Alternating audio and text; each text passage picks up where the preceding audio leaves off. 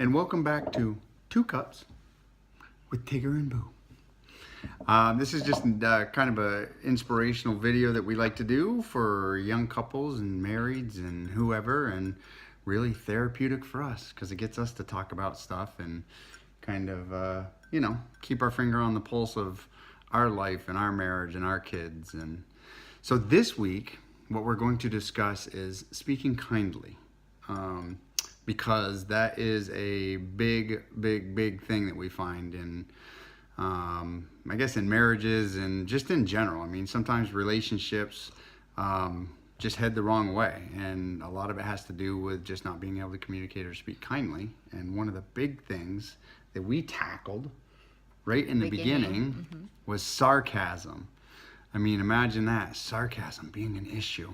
It was a big deal for me. The way I grew up in my family, and then of course being in the military, sarcasm was just part of who you were, but you really didn't reflect on, whatever you said was kind of funny. It was kind of a cute little jab and blah, blah, blah. And Mama said, we ain't gonna do that, son.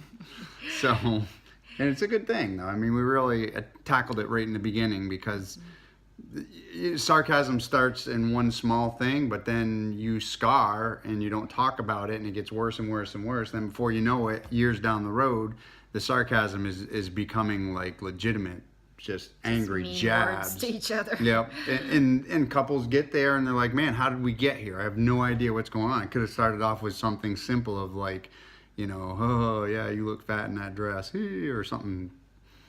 I wouldn't say that, but That's beyond sarcasm, I think. Yeah, whatever it was so long ago I don't even remember. But so that's one of the big things that we really in the beginning we took it out, and I'm so glad we did because our kids see us communicate, and so it's one thing that we can honestly say. And do you see mom and dad using sarcasm or talking that way to each other? And the answer is no. The other thing that we addressed was to watch the tone, not just what you say, but the tone of the way you communicate. I'll kind of bring this up to you in a way like, I know that you don't mean to. Who's that? Okay, we're back. Little man from Quiet Time had to go potty. So on the topic of just addressing the tone, I would just address it to him as like, hey, hon, I know that you don't mean to be intending to be hurtful or condescending or, but this is how I feel when you use that kind of tone in private or in public with other people. Like, this is, I feel kind of small, or I feel kind of attacked.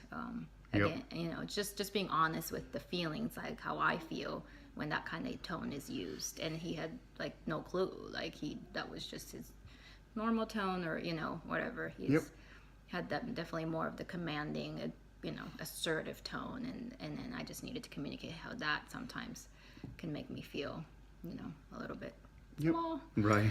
And also, as far as the tone, like how in just when we're just talking about it and kind of in the argument kind of setting, the tone can escalate. So when I hear that it starts escalating, a lot of times in the moment I would just be like, hey, I'm starting to feel like this tension, and I'm starting to feel this because of the tone. Can we just bring it down a notch? Can we just kind of initially, I mean, she would just get more quiet and I would get more boastful, and she would get more quiet, and it would just, so we finally kind of kept going. Yeah, we had to find a way to make that communication gap to where she can be like, look, let's take a break. And and then at first he would be like, I'm just talking, but I'm like, I know that you're just talking, but to me this is kind of going beyond talking to like more escalated argument, kind of attacking. And I'm just like, well, let me win and this will be over. But because we communicated that now, I mean, we really have never had an issue with the whole shouting and yelling. Maybe once or twice. Yeah, you scared me. I can't do this. Okay, I'm sorry. Once or twice in 12 or 13 years that we've been together. So, but it's so odd that when it does happen, it's like for a split second, we're like, whoa, wait a minute. This is not. And we do, and that's why we're trying to show we do communicate about stuff. It's not like we're hiding stuff under the rug. We do it, but we're able to do it without getting into that escalated Yep. state. In a civil manner, so to Yes. speak. And then the other thing we wanted to just was, this should be a no-brainer, but we do see that in, I'm trying to get my degree in marriage and family therapy, and I see it in couples all the time, just use of degrading or hurtful language. Right. And that, that's like things like name calling, like, are you an idiot? Like, who Right. does that? Who does the dishes like that? Like, I mean, there's if you have a disagreement, if it really bothers you that much, there's definitely a much kinder I just restacked the Way- dishwasher. I mean, way of saying things, especially, in both in private and in public. I mean, you see that sometimes, and even in public, while one spouse is being very degrading Yep. in their tone and in their content of what they say. You want to talk about that social media? Oh yeah, social media, my favorite. It is obviously a huge part of our society, and it's not going anywhere. In our household, we're obviously trying to find a way to keep it present and relevant, because our kids are eventually going to get into it. But also, what you show on social media typically is not what your real life stance is, so to speak. I guess we were trying to just attack the social media to say, look, you know what?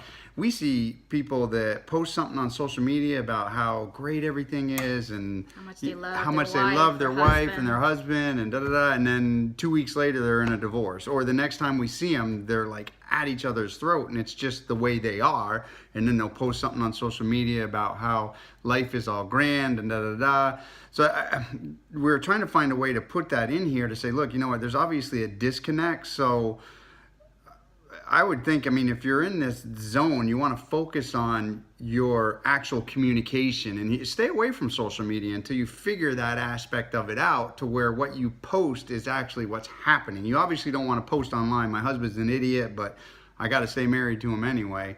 That'd be a good thing. Yeah, we just really want to, I don't know, it's just such a hard topic because it is part of life, but really think about how you actually are and who you are and how you react in relation to what you post. I mean, you're posting what you want to be, and it's completely different from what you are. And if you are, then how do you get to where you want to be, by communicating with your spouse or...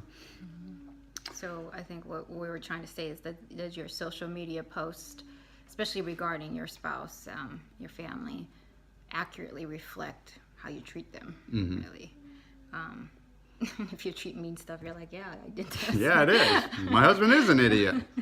Get off the couch! That's something to be addressed too, but that's for another time. But that's kind of what we're, just a culture, creating a culture of speaking kindly to each other. And again, it goes a long ways when we were raising kids, when they are just using He's singing in the background. using hurtful or even just a little sarcastic tone to each other. We're like, you know what? This is not how mom and dad talk to each other. So, and it does leave a scar, whether or not you admit it does leave a scar. So definitely don't be afraid to apologize. Hey, I'm sorry. I know this happened. We got heated. And then address it. And then a table topic question is, what kind of boundaries or rules like these can you and your spouse come up with together, just brainstorm together, to just create the culture family culture that speaks more kindly to each other. Yep.